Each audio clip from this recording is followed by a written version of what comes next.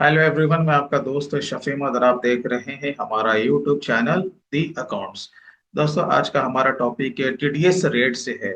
आपको पता है कि टीडीएस के रेट में काफी सारे चेंजेस भी किए गए हैं, प्लस उसका जो भी लिमिट है उसमें भी चेंजेस किए गए हैं। तो आज मैं आपको पूरा डिटेल में बताऊंगा कि for financial year 25-26 and assessment year 26-27 के लिए टीडीएस का क्या न्यू लिमिट और रेट है। दोस्तों, अगर आप हमारे चैनल पे पहली बार आए हैं तो आप हमारे चैनल को सब्सक्राइब जरूर कर लें और ये बिल्कुल फ्री होता है। और अगर आप पेड क्लास के लिए इंटरेस्टेड हैं, आप अकाउंटिंग एंड टैक्सेशन का काम बिल्कुल ही प्रैक्टिकल वे में सीखना चाहते हैं, तो आप हमारे इसमें से किसी भी कोर्स को बाय कर सकते हैं। तो आप हमारे ऑफिशियल वेबसाइट theaccounts.in को विजिट करके आप इस कोर्स में इनरोल कर सकते हैं। तो हम लोग वन बाय वन करके पूरा डिटेल में हम लोग समझते हैं कि टीडीएस का क्या क्या लिमिट है और उसका क्या रेट है। ये जो पहला कॉलम है ये आपका सेक्शन का है। ये जो दूसरा वाला आप कॉलम देख रहे हैं ये नेचर ऑफ पेमेंट का है। ये वाले कॉलम में आपको थ्रेशोल्ड दिखेगा, यानी किस नेचर का क्या लिमिट है। यहाँ पर आपको दिखेगा इंडिविजुअल और इसके अलावा जो कि अदर्स हो जाएगा, और जिससे डिडक्टिव के पास पैन कार्ड का नंबर नहीं है वहां पे वो रेट भी अप्लाई होगा अलग से। तो सेक्शन 192 जो कि सैलरी के बारे में बात करता है। अगर आप अपने एम्प्लॉय को सैलरी प्रोसेस करते हैं तो इसका कोई एक रेट नहीं होता है, इसका पार्टिकुलर पूरा एक स्लैब होता है, स्लैब का रेट होता है। और आपको पता है कि अभी अभी आपका जो कि न्यू टैक्स रिजीम है 12 लाख तक की ये बात करता है कि इसमें आपको अपने एम्प्लॉय को ऊपर किसी भी तरह का टीडीएस नहीं काटना है। तो वो हम लोग डिटेल में किसी और वीडियो में कवर कर लेंगे, लेकिन अगर आप अपने एम्प्लॉय के सैलरी के ऊपर टीडीएस को कैलकुलेट करना चाहते हैं तो या तो आप इनकम टैक्स स्लैब का न्यू रिजीम या फिर उसका ओल्ड रिजीम, किसी भी तरीके से आप उसका टीडीएस का कैलकुलेशन कर सकते हैं। अब अगर हम ओल्ड रिजीम की बात करें तो इसमें आपको पता है कि इसमें सभी तरह का इनकम टैक्स का रिबेट मिलता है, चाहे वो आपका 80C से लेकर के 80U तक का हो। ये सारा का सारा इसमें आपको रिबेट मिल जाता है, प्लस एचआरए का भी रिबेट मिलता है। और बाकी जो स्टैंडर्ड डिडक्शन वो तो है ही, लेकिन न्यू टैक्स रिजीम में केवल और केवल स्टैंडर्ड डिडक्शन का ही आपको रिबेट मिलता है। 80CCD2 यानी कि एम्प्लॉयर का जो कि एनपीएस का कंट्रीब्यूशन होता है उसी का रिबेट मिलता है। तो दोनों में बहुत डिफरेंस है। तो अगर आप अपने एम्प्लॉय का कैलकुलेशन करना चाहते हैं तो जिसमें उसके लिए बेनिफिशियल होगा उसके हिसाब से आपको सैलरी के ऊपर टीडीएस का कैलकुलेशन करना चाहिए। उसके बाद जो हमारा नेक्स्ट है 192A, इसका जो नेचर है आप यहाँ पे देख सकते हो, pre mature withdrawal from employ provident fund. अब ये क्या होता है कि आपका जो पीएफ का पैसा ईपीएफ में जो जमा जो होता है उसका एक मैच्योरिटी होता है, राइट। लेकिन प्री मैच्योर विड्रावल का माने ये हुआ कि मैच्योरिटी से पहले अगर आप 50,000, इसका क्या लिमिट आपका दिया हुआ है 50,000, यानी कि ये आपका थ्रेशोल्ड है। 50,000 तक तो आपका जो ईपीएफ का जो डिपार्टमेंट है वो आपके ऊपर टीडीएस से 10% डिडक्ट नहीं करेगा, लेकिन जैसे ही इस लिमिट को आप क्रॉस करते हैं तो आपका 10% का टीडीएस से काट लिया जाएगा। उसके बाद देखते हैं हमारा नेक्स्ट है सेक्शन 193। ये बात करता है इंटरेस्ट ऑन गवर्नमेंट सिक्योरिटीज। अगर आपने गवर्नमेंट के किसी फंड में पैसे को इन्वेस्ट किया उससे आपको क्या मिलता है, इंटरेस्ट मिलता है। तो इसका जो आपका थ्रेशोल्ड है 10,000, लेकिन 10,000 से जैसे ही आपका ऊपर इंटरेस्ट के रूप में रिसीव होता है तो सामने वाला जो भी आपका कंपनी है, अगर आप इंडिविजुअल हैं तो 10% के हिसाब से आपका टीडीएस काट लिया जाएगा। और अगर आपके पास पैन कार्ड नहीं है तो फिर आपका 20% ही रहेगा। उसके बाद हम देखते हैं नेक्स्ट 194 सेक्शन डिविडेंड। अब डिविडेंड का माने क्या होता है, लाभांश। आपने कहीं पर पैसे को इन्वेस्ट किया है तो वहां से आपको क्या मिला है, लाभांश की प्राप्ति हुई है, यानी कि डिविडेंड। इसका भी जो लिमिट है वो आपका 10,000 है, यानी 10,000 तक का आपको छूट है। लेकिन 10,000 से ऊपर अगर आपको डिविडेंड की प्राप्ति होती है तो फिर जो देने वाली कंपनी है वो आपका 10% का टीडीएस काट करके ही वो आपको पेमेंट करेगी। उसके बाद नेक्स्ट है आपका यहाँ पे सेक्शन है 194A। ये किसके बारे में बात करता है? Interest by banks, post office, other than securities. अभी हमने आपको इंटरेस्ट और सिक्योरिटीज के बारे में बताया, उसके अलावा अगर आपको इंटरेस्ट की प्राप्ति होती है तो उसके अलावा कहाँ से, यहाँ पे साफ साफ मोटे मोटे यहाँ पे फॉन्ट में लिखा हुआ है, बैंक्स और आपका पोस्ट ऑफिस।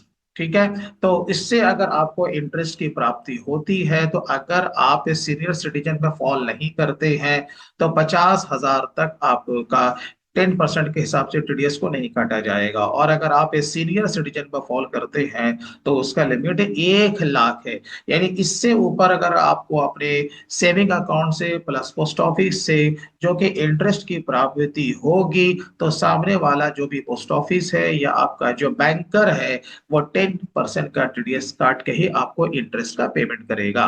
उसके बाद नेक्स्ट हम देखते हैं 194A। ये भी इंटरेस्ट की ही बात करता है। आपको इंटरेस्ट की प्राप्ति तो हो रही है, लेकिन अदर देन ऑन सिक्योरिटीज, अभी जो आपने देखा saving account plus post office से भी आपको इंटरेस्ट की प्राप्ति हो रही थी, उसको आप छोड़ दीजिए।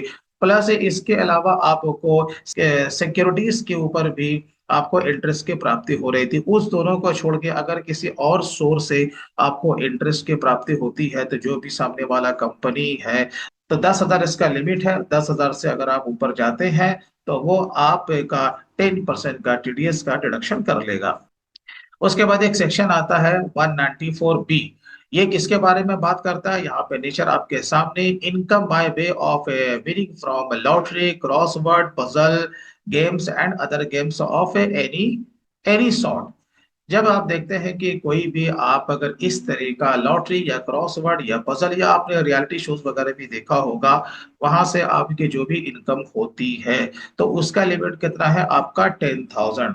यानी कि अगर विनिंग प्राइस अगर अप टू 10,000 है तो आपका किसी तरह का टीडीएस का डिडक्शन नहीं होगा।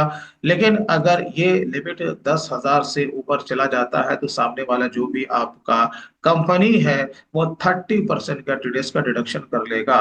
और अगर इंडिविजुअल के आप अलावा भी हैं तो भी उसका रेट आपका सेम ही है।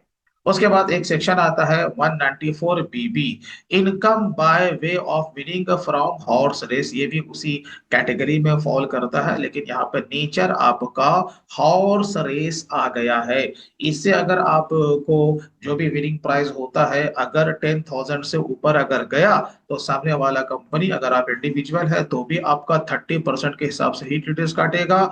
और अगर आप अदर है यानी कि आप किसी कंपनी से बिलोंग करते हैं तो भी आपका 30% टीडीएस से काटा जाएगा। उसके बाद एक सेक्शन आपका है 194C। ये इसका नेचर क्या है? Payment to contractor. मल्टीपल आपके नेचर के एक्सपेंस होते हैं जो कि 194C में फॉल करते हैं। फॉर एग्जाम्पल, आप ट्रांसपोर्टेशन से जो काम लेते हैं वो आपका 194C में फॉल करता है। तो इसका यहाँ पे आप लिमिट देख सकते हो कि अगर एक बिल का वैल्यू 30,000 है, कितना है?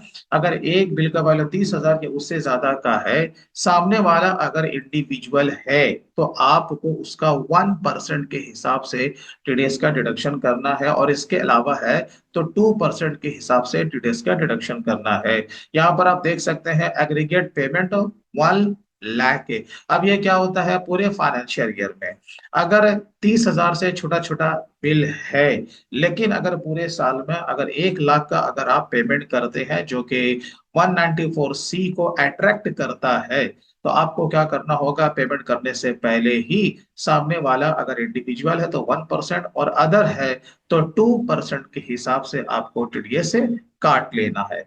उसके बाद आपका सेक्शन आता है 194D। इसका यहाँ पर नेचर आप देख सकते हो, इंश्योरेंस कमीशन।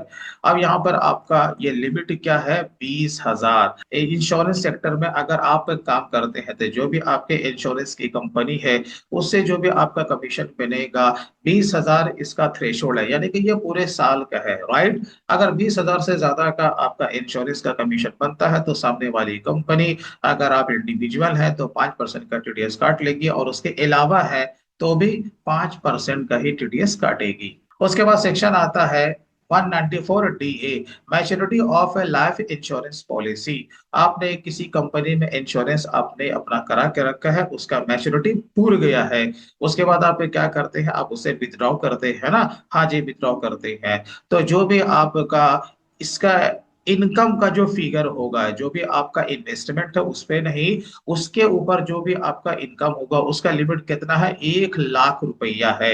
1 लाख तक तो आपका किसी भी तरह का कोई टीडीएस नहीं कटेगा, लेकिन 1 लाख से ज्यादा अगर उससे आपको इनकम होती है उस लाइफ इंश्योरेंस पॉलिसी से, तो ऑफ कोर्स अगर आप इंडिविजुअल हैं या अदर्स भी हैं तो 2% के हिसाब से आपका टीडीएस से काट लिया जाएगा। उसके बाद एक आपका सेक्शन है 194 जी। यहाँ पर आप नेचर देख सकते हो, commission on sale of lottery ticket से।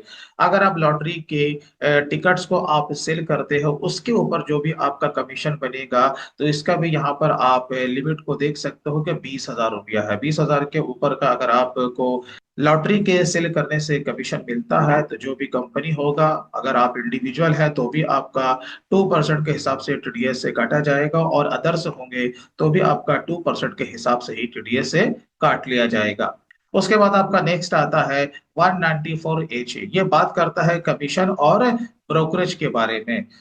तो अगर आपने कमीशन या फिर ब्रोकरेज के अगेंस्ट में अगर आपने बिल को रिसीव किया है तो आपको पेमेंट तो करना है। बट रूल क्या बोलता है कि 20,000 तक तो आपको 2% के हिसाब से टीडीएस नहीं काटना, लेकिन अगर इसका पेमेंट या बिल वैल्यू 20,000 से ज्यादा का चला जाता है इन होल फाइनेंशियल ईयर, तो पेमेंट करने से पहले ही आपको 2% के हिसाब से अगेंस्ट कमीशन और ब्रोकरेज टीडीएस का डिडक्शन कर लेना है। उसके बाद सेक्शन आता है 194 आई, जो कि बात करता है प्लांट एंड मशीन के बारे में, यानी कि ये रेंट के बारे में बात करता है। लेकिन यहाँ पे आपका ये लैंड का रेंट नहीं है या ऑफिस का रेंट नहीं है, ये आपको ध्यान रखना है। ये बात करता है रेंट किसका है, वह प्लांट एंड मशीन का। इसका जो आपका लिमिट है, आपको पता है कि इसे इंक्रीज कर दिया गया, पहले 2,40,000 रुपए का था, लेकिन आपका फाइनेंशियल ईयर 25-26 के लिए इसे 6 लाख रुपया कर दिया गया है।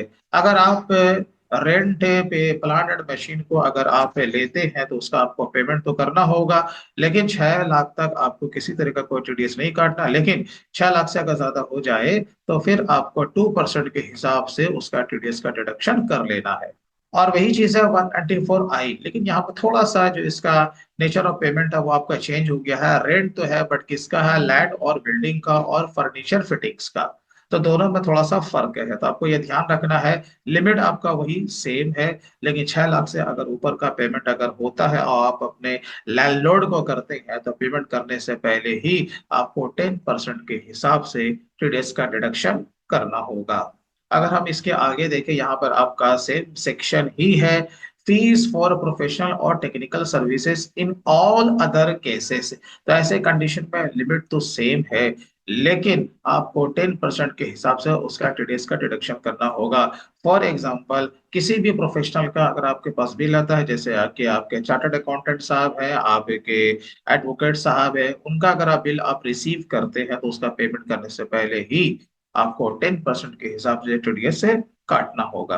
अब वाला बात करते हैं सेक्शन 194 ओ, जो कि इसमें आपका फॉल करता है ई कॉमर्स सेल। आप अगर ई कॉमर्स से अगर आप जुड़े हुए हैं, अगर आप उससे 5 लाख यानी कि 5 लाख तक अगर आप उससे ट्रांजैक्शन कर लेते हैं, तो जो भी आपका ई कॉमर्स ऑपरेटर है वो क्या करेगा, आपको पेमेंट करने से पहले 0.01% का टीडीएस से काट लेगा। एक आपका सेक्शन है, सेक्शन 190 इसके बारे में हम सभी जानते हैं कि जो भी आप के जो पार्टनर्स होते हैं, ये स्पेशली आपका एलएलपी एंड पार्टनरशिप फॉर्म पर ये आपका एप्लीकेबल होता है।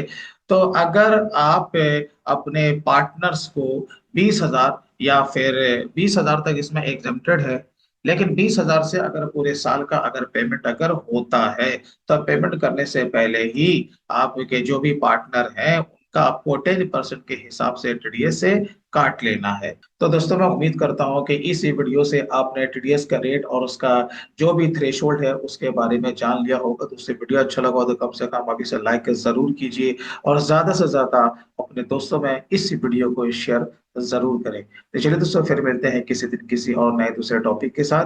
तब तक के लिए take care and bye bye.